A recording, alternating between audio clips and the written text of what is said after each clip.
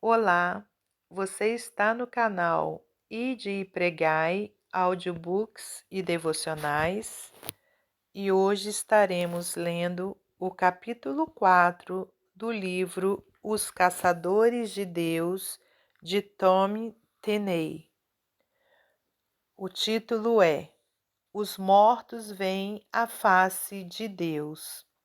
Se você ainda não for inscrito nesse canal, eu peço a sua inscrição, que você deixe também o seu gostei e compartilhe com os seus amigos. O caminho secreto que nos leva à sua presença. Sei que está aqui em algum lugar, estou bem próximo. Deve haver um caminho para chegar até lá. Aqui está. Este caminho não parece muito agradável. É um caminho precário. Deixe-me ver como se chama. Arrependimento. Será que o caminho é este mesmo? Tem certeza de que é assim que poderei desfrutar da presença de Deus e de sua face? Acho que vou perguntar para outra pessoa. Moisés, você já esteve lá. Diga-me. Entre aspas, disse o Senhor a Moisés: Farei também isto que disseste, porque achaste graça aos meus olhos, e eu te conheço pelo teu nome. Então ele disse: Rogo-te que me mostres a tua glória. Respondeu-lhe: Não me poderás ver a face, porquanto homem nenhum verá a minha face e viverá. Êxodo 33, 17, 18 e 20. Quando Moisés pediu que Deus lhe mostrasse sua glória, o Senhor lhe avisou que nenhum homem poderia vê-lo e viver. E esta verdade permanece. Somente os que morrem podem ver a Deus. Existe uma estreita relação entre a glória de Deus e a nossa morte. Quando insistiu em seu pedido, dizendo: Eu quero, preciso ver, Moisés já tinha em mãos o esboço do tabernáculo. Ele foi o homem escolhido por Deus para receber os detalhes arquitetônicos do modelo de salvação pré-Calvário, que veio antes do plano definitivo para resgate do homem. Provavelmente, Moisés olhou para o tabernáculo, para a lei e pensou: isso deve ser uma espécie de modelo daquilo que Deus ainda vai fazer. É só um protótipo, uma sombra. Ainda não é isto. Creio que ele sabia que os móveis e utensílios do tabernáculo tinham um significado simbólico. A obra que começou era grande demais para ser concluída em uma geração. Por isso, Moisés queria ver o produto final e pediu: Mostre-me sua glória. O Senhor respondeu: Você não pode vê-la, só os que morrem podem ver minha face. É por isso que gosto de ler a respeito de visionários intercessores como Aimee Semple, MacPherson e William Seymour, que costumavam passar noites inteiras com a cabeça sobre uma caixa de maçã, intercedendo e orando para que a glória de Deus se manifestasse. Creio que quando intercessores se levantarem no meio do povo de Deus para clamar por sua presença, chegará o tempo em que o Senhor finalmente dirá: É isto, não vou esperar mais, já está na hora. Foi isso que aconteceu na Argentina, em 1950. Um homem chamado Edward Miller escreveu o livro Cry for Me, Argentina. Chore por mim, Argentina, no qual ele descreve as origens do avivamento argentino, cuja finalidade era abalar a América do Sul e o mundo. O Sr. Miller está na casa dos 80 anos hoje e por mais de 4 décadas foi um dos poucos missionários pentecostais comprometidos com o evangelho pleno, atuantes na Argentina. Ele conta com 50 alunos do Instituto Bíblico Argentino, à época dirigido por ele. Vou voltar aqui. Ele conta como 50 alunos do Instituto Bíblico Argentino, à época dirigido por ele, começaram a orar e experimentaram a presença e ação do Senhor. As aulas tiveram que ser suspensas, tamanho o comprometimento daqueles jovens com a intercessão por seu país, a Argentina. Diariamente, durante 49 dias seguidos, eles oraram e intercederam por sua nação. O país era um deserto espiritual naquele tempo. O Senhor Miller conhecera somente 600 crentes cheios do Espírito em todo o país durante os anos de governo de Juan Perón. Ele me disse que nunca vira tantas pessoas chorando e clamando por tanto tempo daquela maneira. As origens e propósitos daquele clamor só podiam ser espirituais. A verdade é que não sabemos muito sobre intercessão nos dias de hoje. Para muitos, interceder significa ficar repreendendo o inimigo, mas não é disso que precisamos, só precisamos que o Pai se manifeste. Aquilo só poderia ser descrito como um choro sobrenatural. O Sr. Miller me disse que aqueles jovens intercessores choraram e clamaram sem cessar. Ele mencionou um jovem que encostou a cabeça na parede e chorou. 4 horas depois, suas lágrimas escorriam pela parede. 6 horas se passaram e ele estava sobre uma poça formada por suas próprias lágrimas. Aquele era um clamor sobrenatural. Essa era a única explicação. Eles não estavam simplesmente se arrependendo por algo que tinham feito. Foram movidos pelo Espírito a um arrependimento vicário, no qual começaram a arrepender-se por causa de coisas que aconteceram entre outras pessoas em sua cidade, sua região e em seu país. O Sr. Miller conta que no 50º dia de intercessão contínua perante o Senhor, veio a eles uma palavra profética. Não chore mais, pois o leão da tribo de Judá prevaleceu contra o príncipe da Argentina. 18 meses mais tarde, argentinos aglomeravam-se em cultos evangelísticos realizados em estádios de futebol com capacidade para 180 mil pessoas, e mesmo os maiores estádios do país não eram grandes o suficiente para abrigar as multidões. Nunca me esquecerei do que aquele homem me disse. Se Deus puder contar com pessoas entre seu povo em uma determinada região que rejeitem o domínio satânico com humildade, quebrantamento, arrependimento e intercessão, então ele vai entregar uma ordem de despejo ao poder demoníaco vigente naquela área. E quando assim Deus o fizer, veremos a manifestação de sua glória. Oro para que os céus se abram sobre nossas cidades e nossa nação, para que a glória de Deus se manifeste, que as fortalezas demoníacas sejam quebradas e que as pessoas ao nosso redor não possam mais resistir. Como como isso pode acontecer? Através da manifestação da glória de Deus. Sim, intercessores se levantarão para fechar as portas do inferno e abrir as janelas do céu. Contentamo-nos em dançar ao redor da sarça ardente. Quando achamos que o culto foi realmente muito bom, ou quando sentimos o que chamamos de avivamento, logo nos acomodamos.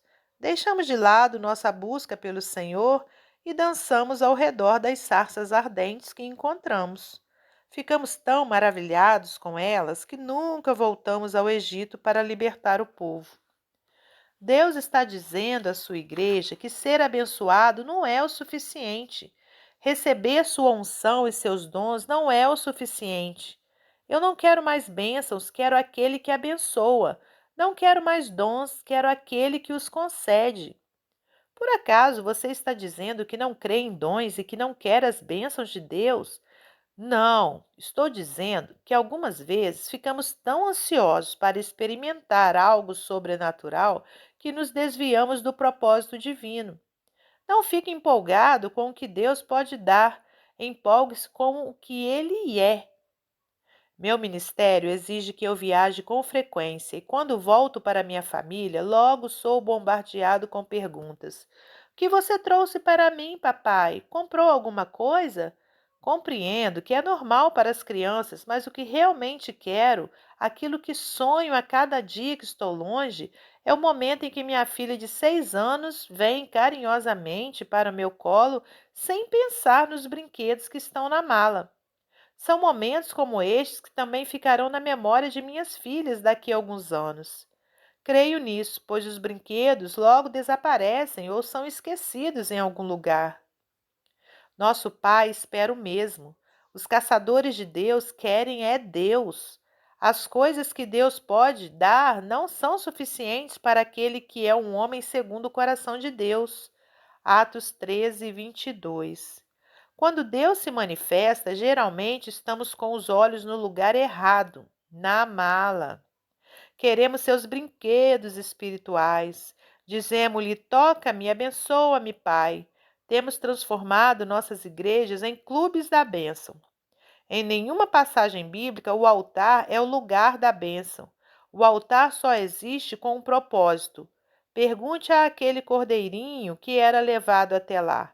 Não é um lugar de bênção, é um lugar de sacrifício, morte. Se admitirmos esta morte, talvez possamos ver a face de Deus. Por que estamos falando tanto de morte? No Novo Testamento, morte equivale a arrependimento, quebrantamento e humildade diante de Deus. É disso que estou falando. Muitas vezes parece que não passamos de simpatizantes da palavra de Deus. Dizemos que é verdade, mas agimos como se não fosse. E se Deus estiver falando sério? E se somente os mortos puderem ver a sua face? É impressionante como aceitamos aquilo que não é o que deveria. Estou batendo nessa tecla porque a igreja corre o sério risco de, mais uma vez, contentar-se com a sarça ardente, enquanto Deus se manifesta de forma poderosa. Existe um propósito por trás das vigílias de oração que estão sendo feitas no mundo inteiro, e não é que simplesmente sejamos abençoados. Deus quer abrir o céu sobre nossas cidades para que os perdidos conheçam seu senhorio e amor. Este é o verdadeiro propósito da manifestação de Deus entre os homens. Temos que tirar nossos olhos dos brinquedos, entre aspas, e fixá-lo nos propósitos do Senhor. Como Moisés, precisamos clamar: obrigado, Senhor. Mas não é suficiente. Queremos mais, queremos ver sua glória. Não queremos somente saber onde o Senhor esteve, mas queremos ver para onde o Senhor está indo. É isso que estou buscando. Só quero saber para onde Deus está indo, para que eu possa estar por perto. Ele é soberano em suas escolhas quanto a lugares. Ninguém risca um fósforo para acender a sarça. Só Deus pode fazer isso. A parte que nos cabe é vagar pelo deserto até encontrarmos o lugar certo e então lembrarmos de tirar os sapatos diante da Terra Santa. Já posso sentir a fumaça no ar. Algumas vezes vou a lugares onde posso sentir o cheiro de fumaça no ar, o cheiro daquelas folhas que ardem e não se queimam. Parece que estamos perto do lugar onde Deus nos mostrará seu propósito por trás de tudo isso. Muito do que temos visto até agora é a renovação da igreja.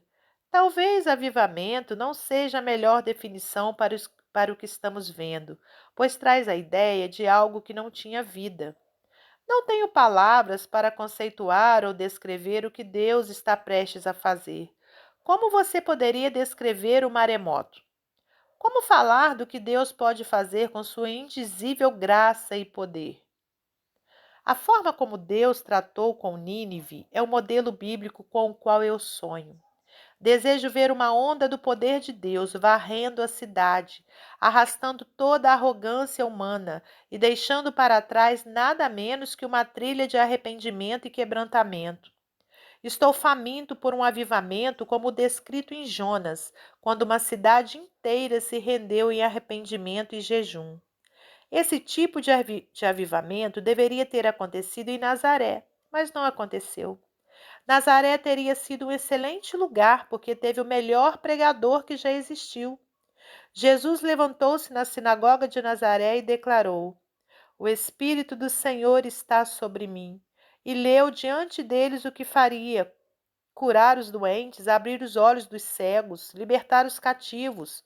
Mas a incredulidade do povo nazareno se colocou como obstáculo.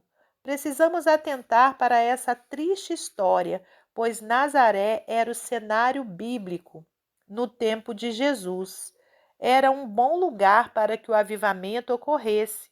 Não podemos nos deixar levar pela aparência de um lugar ou de um povo. Não me importo com aparências, somente Deus conhece seus planos para o futuro. Muitos cristãos logo descartam metrópoles como Los Angeles, Nova York, Detroit, Chicago ou Houston. Los Angeles é o abrigo de milhares de lugares pornográficos e também da indústria cinematográfica de Hollywood. Nínive talvez fosse o lugar menos provável para um avivamento naqueles dias. Nem precisamos mencionar as cidades de Xangai, Nova Delhi, Calcutá, Rio de Janeiro, a lista é enorme. Mas se alguém puder encontrar o interruptor, a glória de Deus vai inundar essas cidades. É assim que deve ser, pois a palavra nos diz que a glória do Senhor encherá toda a terra. Números 14, 21. Sou um defunto ambulante. Só os que morrem podem ver a face de Deus. Quando você penetrar além do véu, diga: Não estou vivo, sou um morto ambulante. Quando um condenado à pena de morte começa sua caminhada final em direção à sala de execução, antes que a porta do corredor se feche, um dos guardas grita: Defunto ambulante! Para que todos saibam que alguém está em seus últimos instantes de vida na terra. Todos ficam imóveis em respeito àquele momento. O homem está vivo, mas por pouco tempo. Quando ele chega à câmara de execução, é o fim. É assim que é o cristão, como descrito em Romanos 12:1, defunto ambulante. Quando os sacerdotes amarravam uma corda no tornozelo do sumo sacerdote e este olhava para o espesso véu que o separava do Santo dos Santos, sabia que era um defunto ambulante. Ele sairia com vida exclusivamente pela graça e misericórdia de Deus. Aproximar-se da glória de Deus, este é um assunto delicado e mal compreendido nos dias de hoje. Dizemos, a glória de Deus está nesse lugar, mas na verdade não está. A unção está presente, talvez uma porção da luz do Senhor esteja ali. Mas se a glória de Deus se manifestasse em toda a sua plenitude, estaríamos todos mortos. As montanhas se derretem na presença de Deus, quanto mais a carne do homem. Falhamos em não compreender a glória de Deus. Talvez não tenhamos capacidade para isso. O apóstolo Paulo disse: a fim de que ninguém se vanglorie na presença de Deus. 1 Coríntios 1, 29. Se a carne estiver presente quando a glória de Deus se manifestar, terá que morrer, pois nada pode sobreviver diante dessa presença. Somente quando sua carne estiver morta, poderá a pessoa permanecer na presença de Deus. Apenas os que morrem podem ver sua face. Continuaremos a segunda parte desse capítulo no próximo audiobook. Fiquem com Deus e até lá!